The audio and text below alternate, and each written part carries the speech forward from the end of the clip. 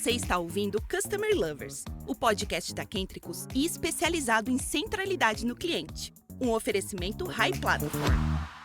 Olá, pessoal. Sejam bem-vindos ao podcast Customer Lovers. Eu sou Leonardo, CEO e fundador da Paradox Academy, a primeira escola de Customer Experience do Brasil. E eu sou Francisco Zapata, CEO e fundador da Kentricus, consultoria especializada em centralidade no cliente, e está começando mais um episódio do podcast Customer Lovers. Seja muito bem-vindo ao podcast, Bruno. Mas antes de começar, queria que você compartilhasse um pouco sobre sua experiência profissional com nossos ouvintes. Maravilha. Obrigado, Leonardo. Obrigado, Zapata, pelo convite. É uma honra estar aqui com vocês. E, de fato, a minha carreira ela não é muito ortodoxa, mas vou dar uma resumida para vocês entenderem o contexto.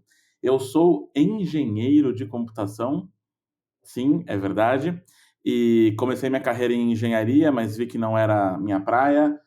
Comecei trabalhando na IBM, e aí eu migrei para finanças na IBM, também vi que não era a minha praia, e aí eu fui para marketing. No marketing, eu construí alguma coisa de carreira, alguma autoridade, trabalhei em projetos de empresas como Microsoft, HP, Apple.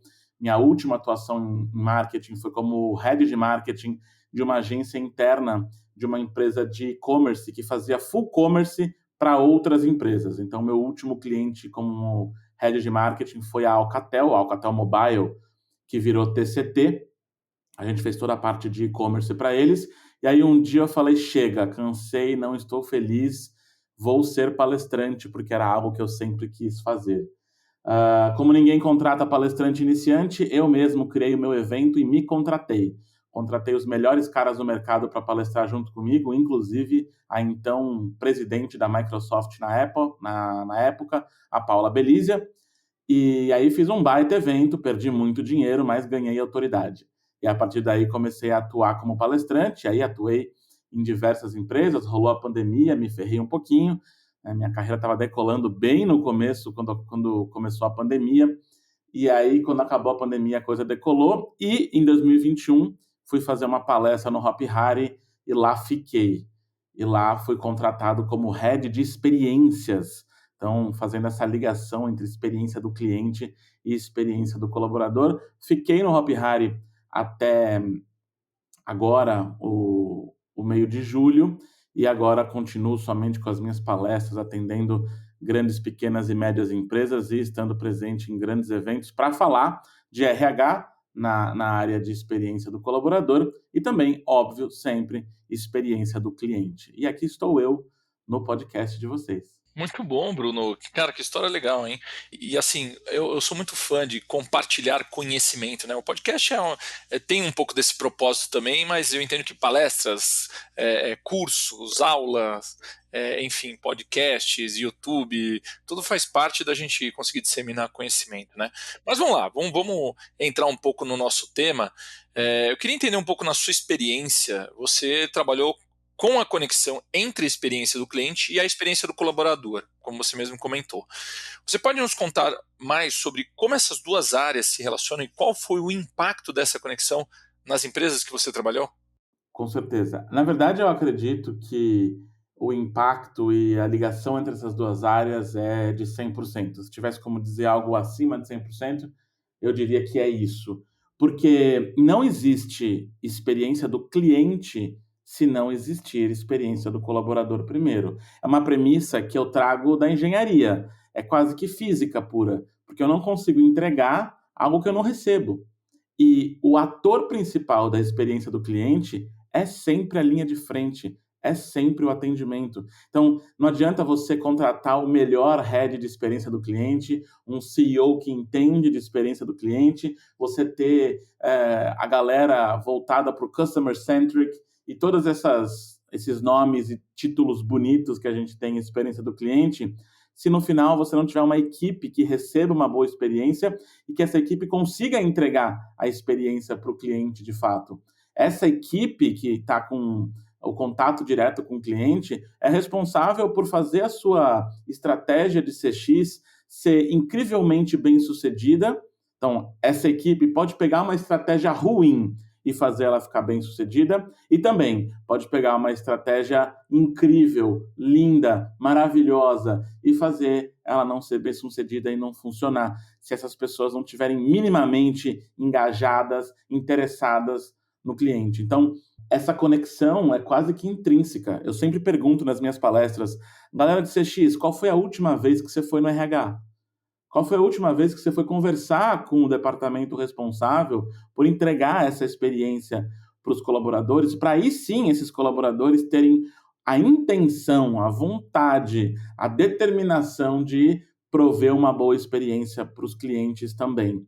Então, o impacto disso, e eu acho que a gente pode explorar isso ao longo da nossa conversa, o impacto disso é diretamente na experiência, é diretamente na veia do cliente. As pessoas costumam falar sobre foco no cliente, acho importante, mas acho que quando você entrega uma boa experiência para o seu colaborador primeiro, você consegue ter foco no foco do cliente, ou seja, olhar para o mesmo lugar que o cliente está olhando. Quando eu tenho um atendimento receptivo, por exemplo, quando a empresa tem um problema, quando o colaborador recebe uma boa experiência e ele está com o foco no foco do cliente, quando ele está com foco no problema do cliente, ele consegue se dispor a resolver o problema, ele consegue se colocar no lugar do cliente, ele consegue ser advogado do cliente. Então, só existe a experiência do cliente se primeiro existir a experiência do colaborador. CX, vai bater na porta do RH e vocês têm que ser melhores amigos.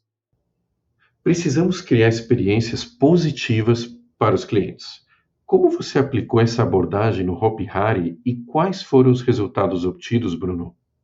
Bom, o Hopi Hari é um parque temático e, essencialmente, eu entendo, e o Hopi Hari entende também, que o que ele vende é felicidade, é alegria.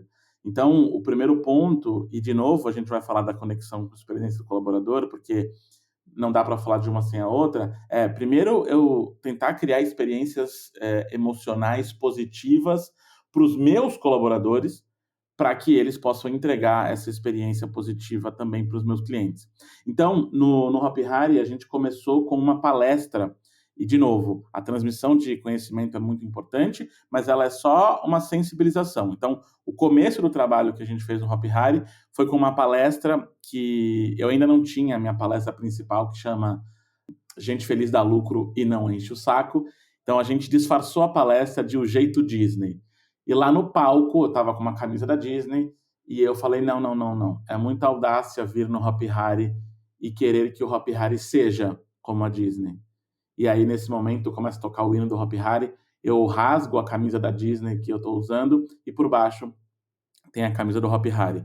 Então, mostrar para eles que tem que ter orgulho em ser Hopi Hari e não se comparar 100% com a Disney, porque são 3 pontos. O Hopi Hari não é a Disney, o Hopi Hari não quer ser a Disney, o Hopi Hari não, os clientes do Hopi Hari não querem que ele seja a Disney. E a partir daí a gente começou a mostrar para os colaboradores o impacto que cada ação, cada ponto de contato que eles têm com o cliente é importante. E se um deles tiver um ponto de contato e esse ponto de contato for negativo, ele vai precisar que os colegas deles tenham mais, pelo menos, 5 pontos de contato positivos para neutralizar esse ponto negativo. Então, a gente começou conscientizando os colaboradores que eles são um time e que o impacto de uma ação negativa de só um deles impactaria no time inteiro. Então, a gente com a palestra conscientizou isso e aí a gente começou a fazer ações pontuais de engajamento com esse time para eles entenderem que eles precisam criar essas emoções positivas. Óbvio que um dia ou outro, numa vez ou outra, as coisas não vão sair como esperado, mas que, então, era tentar evitar esse ponto de contato negativo e sempre que ele acontecer, a gente entender que a gente não sabe o que aconteceu com aquela pessoa que está tendo ponto de contato com a gente, que é se esforçar ao máximo, porque aquele ponto com a gente, aquele ponto de contato pode ser o ponto de contato positivo que vai neutralizar uma possível experiência negativa que aquele cliente já teve. Ô Bruno, quando a gente tem uma rotatividade dos colaboradores alta, né, isso acaba afetando muito a experiência do cliente. né? Porque acaba impactando principalmente quando você tem uma cultura dentro da empresa de cliente e você tem essa rotatividade e acaba perdendo um pouco dessa cultura. Como é que você lidou com esse desafio e quais foram as estratégias que foram implementadas para melhorar a satisfação dos colaboradores? Primeiro é entender de onde vem essa alta rotatividade. No caso do Hopi Hari, a rotatividade era extremamente alta quando eu entrei, e o meu primeiro passo foi entender por que é alta. E entender por que é alta, botar o pé no chão, ir para campo, ir para o parque no dia de sol, no dia de chuva, e conversar com esses colaboradores, me colocando como advogado deles. Eu sempre falava isso: olha, eu não estou aqui para denunciar você para o seu líder, eu não estou aqui para criar picuinha, eu estou aqui para entender você e melhorar a sua experiência. E aí eu descobri o seguinte: essa galera, principalmente em parques temáticos pelo Brasil e talvez pelo mundo, eles não têm final de semana como todos nós. Por exemplo, no caso do Hopi Hari, o final de semana da galera é hoje, é terça e quarta. Então, isso porque a gente está gravando numa terça-feira, só para deixar claro. Além disso, eu chego muito cedo no parque, vou embora muito tarde, eu não tenho tempo para resolver meus problemas do dia a dia, eu não tenho tempo para ficar com a minha família. Então, isso impacta na rotatividade. E para resolver esse problema, uma coisa que já acontecia no Hopi Hari quando eu cheguei, é o salário mínimo do país Hopi Hari é maior do que o salário mínimo do país Brasil. Então, o salário mínimo, quando eu estava lá, era em torno de R$ 1.800. Mas, mesmo assim, muitos colaboradores saíam do parque para ganhar menos, porque eles queriam ganhar em qualidade de vida. E isso é super entendível para e você como head de experiências, e você como RH, e você como gestor do parque, precisa entender que as pessoas fazem essas escolhas em prol de uma melhor qualidade de vida. Então, as estratégias que eu comecei a adotar no parque é tentar trazer um pouco mais de qualidade de vida para esses colaboradores, e é um desafio gigantesco. Então, a gente começou pela equipe de shows. Eles não tinham um camarim adequado, com ar-condicionado, enfim, com refeição, com fruta, com água disponível o tempo inteiro. Então, a gente trabalhou isso junto à diretoria financeira para que isso pudesse acontecer, e agora eles têm, dentro lá do galpão onde ficam os colaboradores, um espaço mais adequado para eles ficarem, porque, claro que todos os colaboradores da linha de frente, eles têm um impacto na experiência do cliente, mas os colaboradores de shows são responsáveis por fazer a temática do parque acontecer, são responsáveis por dar vida ao show. Então eles cantam, eles dançam, eles ficam exaustos. Então a gente entendeu que era interessante começar por eles, porque eles são a cara do Hopi Hari, eles são a cara do parque. E aí a gente começou a aplicar essas estratégias de melhoria de qualidade de vida também para os outros colaboradores, então dando folga no dia do aniversário, programando melhor as férias, programando melhor as folgas, contratando uma empresa responsável por alguns terceirizados que fossem bem treinados pelo parque, para que eles pudessem atuar no caso de uma falta ou de um desligamento repentino, para não sobrecarregar os outros colaboradores que são CLT, que ficam lá. Então, a gente adotou, junto com o RH, claro, porque não era a minha área desenvolver tudo isso, mas é sentar com o RH e definir como a gente podia melhorar a experiência dessa galera, inclusive no onboarding. Quando você coloca os colaboradores para dentro da empresa sem um treinamento adequado, sem um onboarding adequado, eles ficam perdidos e é o parque que perde dinheiro. Então, treinar eles de forma adequada para atuação no parque, treinar eles de forma adequada para atuação em festivais. Eu ainda estava no parque quando aconteceu o Hopi Pride, e eu fui o responsável pelo treinamento da equipe de segurança. Então, foi muito importante a gente criar uma experiência para essa galera entender a diferença de atuação deles como Ministério de Segurança Pública de Hopi Hari para seguranças de um festival.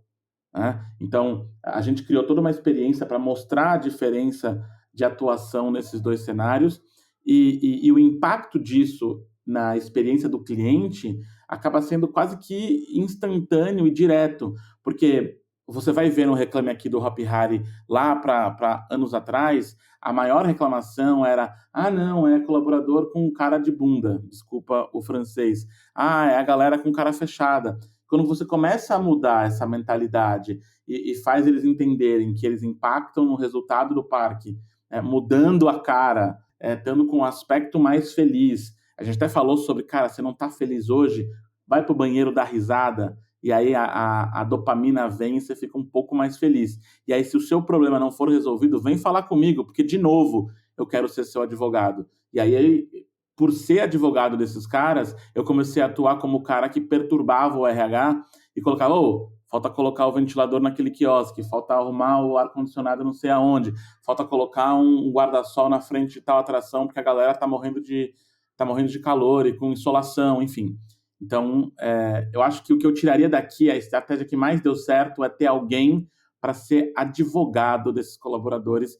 Eu acho que não tem ninguém melhor do que um head de experiências que faz essa ponte.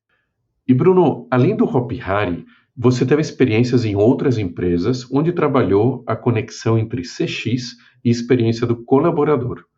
Pode compartilhar um caso de sucesso em que essa conexão foi fundamental para melhorar a experiência do cliente?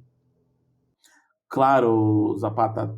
Assim, eu já atuei em Volkswagen, BRF, Sesc, Sebrae, né, que a gente tem que trabalhar o colaborador do Sebrae com impacto nos empreendedores dos estados e tudo mais, mas eu acho que o caso mais legal que eu tenho para te contar é um caso de uma pequena rede de academias no interior de São Paulo, que me contratou justamente para melhorar a experiência do cliente e melhorar a lucratividade deles.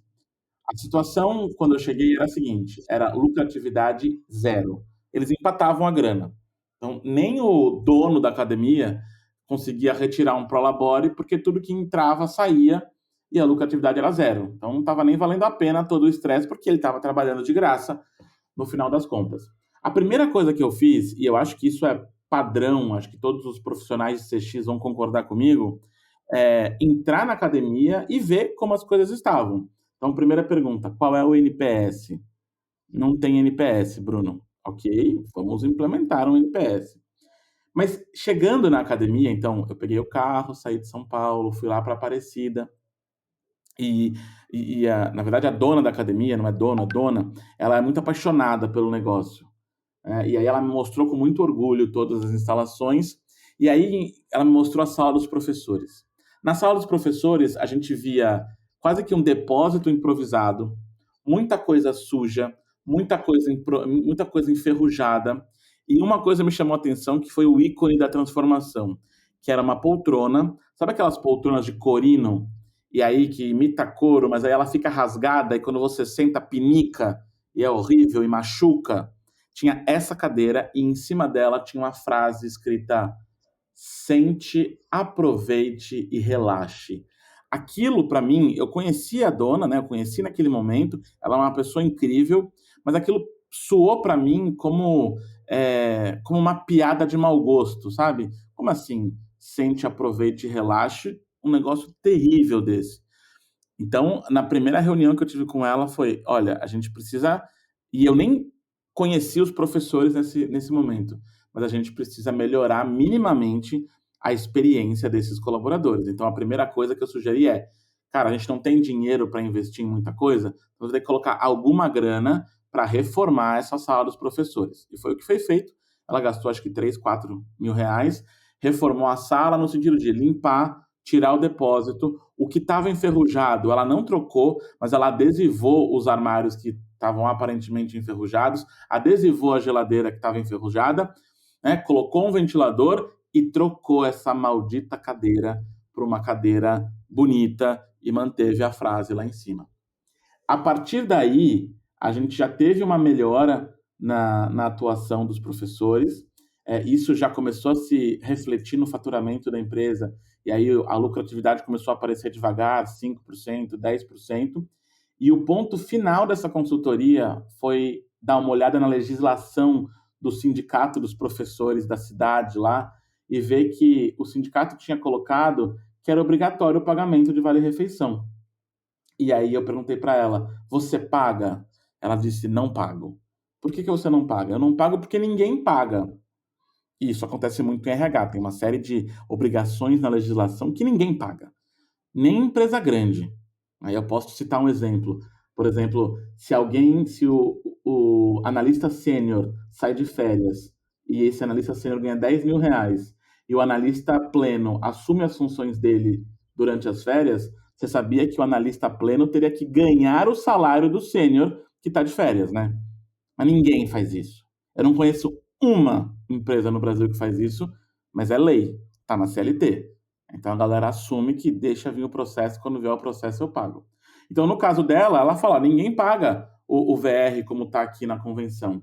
Mas eu falei: então vamos ser os primeiros a pagar. E também ela se planejou e começou a pagar o VR também. Você precisa ver a diferença final de atitude desses professores e a vontade que eles têm de continuar na academia e o número de currículos que chega hoje para a academia. Quando a consultoria terminou, a gente já estava com uma lucratividade de mais de 25%. E tudo isso começou com uma simples atitude de melhoria na experiência do colaborador e passou, óbvio, por implementação de métricas, de olhar para a experiência do cliente no final, mas começou por olhar a experiência do colaborador e entender que ele tinha que ser minimamente bem tratado para isso chegar no cliente no final. Muito bom, Bruno. Você pegando essas questões com o colaborador, né? Entender que ele é uma peça fundamental em toda essa engrenagem. Agora, falando um pouco, você utiliza evidências emocionais em suas palestras, né? Para demonstrar o impacto da experiência do cliente. Você pode contar um exemplo de como você aplicou essa abordagem, como ela influenciou na percepção dos clientes em relação à sua marca? Claro, e importante destacar, quando você fala de evidências, é evidências mesmo. É a música evidências. Então, eu uso nas minhas palestras a música evidências para mostrar e exemplificar um conceito importante, que é: experiência cria emoção e emoção cria memórias. Então, imagina, você está no meio de um evento e do nada chega um palestrante gordinho, de camisa colorida, e fala para você levantar que a gente vai cantar o hino nacional. Quando começa a tocar, o hino, na verdade, é Evidências. E aí, Evidências é realmente a música do coração dos brasileiros. Todo mundo canta e é muito engraçado e é divertido. E aí eu mostro para eles: olha, vocês podem até esquecer do que eu vou falar aqui, mas vocês nunca vão esquecer da palestra do palestrante gordinho que veio aqui e fez vocês cantarem Evidências junto comigo. É importante notar que eu sou o único palestrante no Brasil que faz isso. Se vocês verem alguma outra pessoa por aí, é imitação, recuse imitações. O ponto aqui é o seguinte: quando você cria uma experiência, de fato, você tem uma conexão emocional com o seu cliente, e então essa experiência gera uma emoção, essa emoção vai criar uma memória. Isso é uma maneira lúdica de mostrar que a gente consegue hackear o cérebro do nosso cliente. Porque, olha que louco, você não lembra o que você comeu há 2, 3, 4 dias atrás.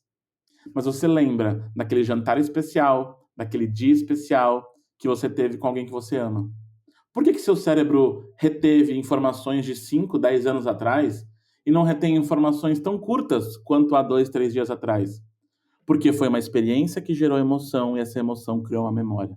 Quando você hackeia o cérebro do seu cliente dessa forma, você fica na memória dele e quando ele quiser sentir de novo aquele sentimento bom que ele teve, ele vai lembrar de você e ele vai querer sentir isso de novo e ele vai buscar você para comprar mais, para comprar de novo. Então, isso é literalmente melhorar a percepção da marca, porque você sai de um estado de troca de serviços, onde você entrega um serviço ou um produto e a pessoa te dá dinheiro, uma mera relação comercial, mas você entra no emocional do cliente e ele quer sentir aquilo de novo.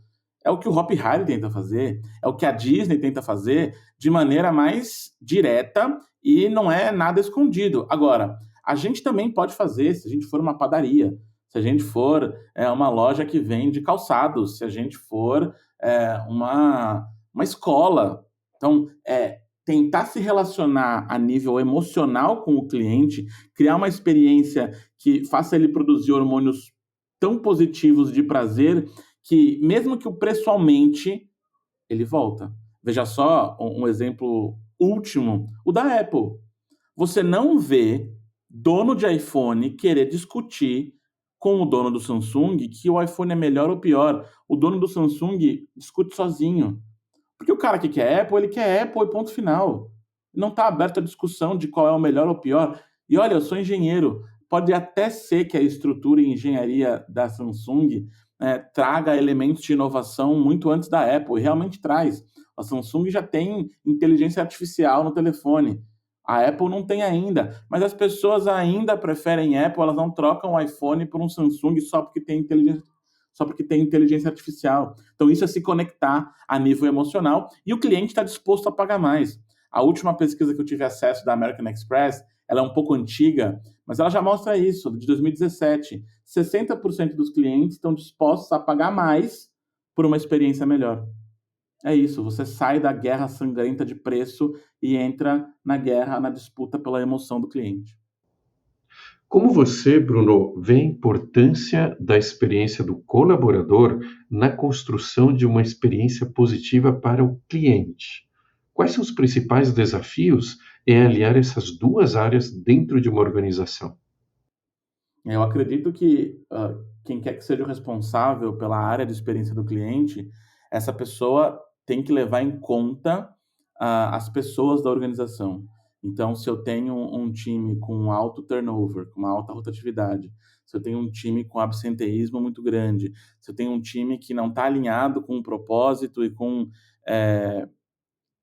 o que a empresa faz, você não vai conseguir criar uma experiência do cliente adequada ao produto que você está disponibilizando ao mercado. Então, a experiência do colaborador vai ser, em última instância, o balizador da construção da experiência do cliente. Então, de novo, eu acho que o CX, o departamento de CX, é um grande hub de departamentos da empresa. O mais importante sendo o RH e também acho que o marketing, porque a experiência do cliente ela é a diferença entre a expectativa e a entrega. Se o marketing promete demais e a empresa não consegue entregar, o departamento de CX tem que ir lá conversar para diminuir e baixar um pouco essa expectativa também. Mas eu acho que a experiência do colaborador, nesse hub de departamentos que o CX tem que ser, ele é o balizador. Ele é o primeiro que tem que estar vendido, que tem que ser parceiro do departamento de experiência do cliente, porque sem ele, nada vai acontecer. Então, aí é o momento que quem é o head de experiência do cliente, quem é o diretor de experiência do cliente, o gerente de experiência do cliente, ele tem que ir lá sentar com o RH e abraçar o desafio que o RH tem. E o desafio é rotatividade, e o desafio é treinamento, o desafio é contratar de forma efetiva. O desafio do CX passa a ser o desafio do RH, porque aí quando você começa a resolver esses desafios, fica mais fácil de desenvolver a sua estratégia de experiência do cliente e aplicá-la junto com o RH. Porque se você não resolver os problemas do RH primeiro, você vai desenvolver a estratégia e não vai ter quem aplique. Bruno, eu quero, só para a gente finalizar, mas eu queria de fato entrar num outro tema que é importante. Como é que você vê o papel da tecnologia na criação das experiências personalizadas para os clientes? E quais são as principais ferramentas ou recursos que você utiliza para melhorar a experiência do cliente? Eu acredito que a tecnologia desempenha um papel vital, importante, como ferramenta. Então, tendo colocado as pessoas em primeiro lugar, tendo colocado as pessoas como motriz e como motor primordial das organizações, a tecnologia, a inteligência artificial, os sistemas, os algoritmos e tudo mais, eles devem ser, de fato, ferramentas que vão nos ajudar a proporcionar uma experiência mais adequada. Então, quando eu digo experiência, eu digo no contato com o usuário mesmo. Então, hoje, por exemplo, eu acho incrível você poder usar bots no Instagram, no WhatsApp, para resolver problemas básicos dos clientes. Olha, quero ver meu saldo. Olha, quero ver se eu tô, como é que está o meu sistema aqui, se está fora do ar, se não está fora do ar. Então, eu acho que a tecnologia nos ajuda a sanar o imediatismo do cliente. e de diversas formas. Isso se eu estou falando de uma escola, se eu estou falando de um e-commerce, ou se eu estou falando de uma loja física ou de um estabelecimento físico que atende pessoalmente, né? Então, por exemplo, quando você usa o ChatGPT, você deixa as relações com o cliente mais fluidas, mais humanizadas. O cliente sabe que ele está sendo atendido por um bot, mas pelo menos é um bot que o entende. Então, acho que o papel da tecnologia aí é colocar as coisas de forma mais rápida, atender o cliente de forma mais rápida, ajudar quem está ali do outro lado a ter mais tempo para fazer o que a tecnologia não faz. Existe muito essa pergunta, Bruno, mas você não acha que usando inteligência artificial a gente vai acabar eliminando empregos e tudo mais? Eu acho que vai, se o emprego for robotizado, se o emprego for repetitivo, a inteligência artificial vai mudar, a tecnologia vai mudar esses empregos, assim como mudou e vem mudando ao longo dos últimos 100, 150, 200 anos. Hoje não é mais ser humano que faz carro em fábrica. E está tudo bem, né? Tem pontos específicos onde o ser humano atua. Então, eu acredito que a tecnologia é muito importante para ajudar os responsáveis a entregar, então os colaboradores, a entregar a experiência do cliente mais adequada, porque ela vai facilitar tanto a vida do colaborador para criar essa experiência, munindo ele de informações mais rapidamente para resolver os problemas, e vai munir o cliente também e resolver o problema dele que possa ser resolvido de forma rápida ali, de forma instantânea também. Então, isso acontece, por exemplo, nessa academia que eu trabalhei, quando a gente implementou um sistema de chat pelo WhatsApp, né, por API com o ChatGPT, para responder os principais problemas, para responder os principais questionamentos, e também quando o aluno tinha alguma pergunta de treino que ele queria fazer, ou de nutrição que ele precisava fazer para o professor dele, o chat já direcionava para um atendente humano, mas já direcionava com a pergunta feita, com o que tinha que ser resolvido, com o que tinha que ser respondido. Então, acho que esse é o papel da tecnologia. Não é substituir o humano no que o humano faz de melhor, que é as relações humanas de fato. Muito bom, Bruno, muito bom. Que papo legal, hein? Extraímos muitos insights aqui com o que você trouxe da sua vivência aí, seja com palestras, seja na experiência do Hopi Hari, seja na experiência das outras empresas. Então, a gente queria agradecer por compartilhar todo esse seu conhecimento e experiência conosco nesse episódio. Trazer esses insights de conexão entre CX e experiência do colaborador foram realmente muito bons. E eu queria só passar o microfone para você rapidamente passar uma mensagem final para os nossos ouvintes. Eu acredito em duas coisas. Primeiro, que todo ser humano busca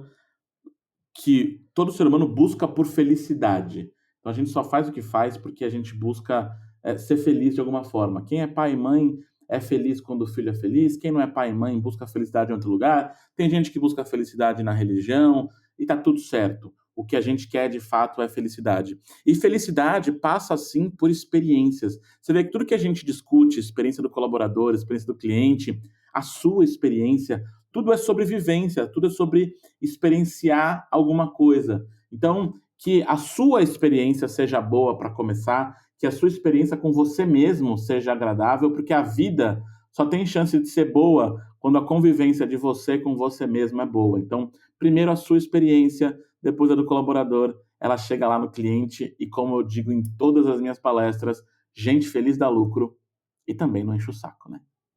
Bom, gente, e assim chegamos ao final desse episódio. Agradecemos a todos que nos acompanham aqui e convidamos vocês a continuarem nos seguindo nos próximos episódios que vêm aí nas próximas temporadas. Obrigado, pessoal, e até a próxima. Você acabou de ouvir o Customer Lovers, o podcast da Kentricus com o oferecimento da High Platform. Visite nosso perfil no Spotify e se liga em todos os episódios que já rolaram por aqui.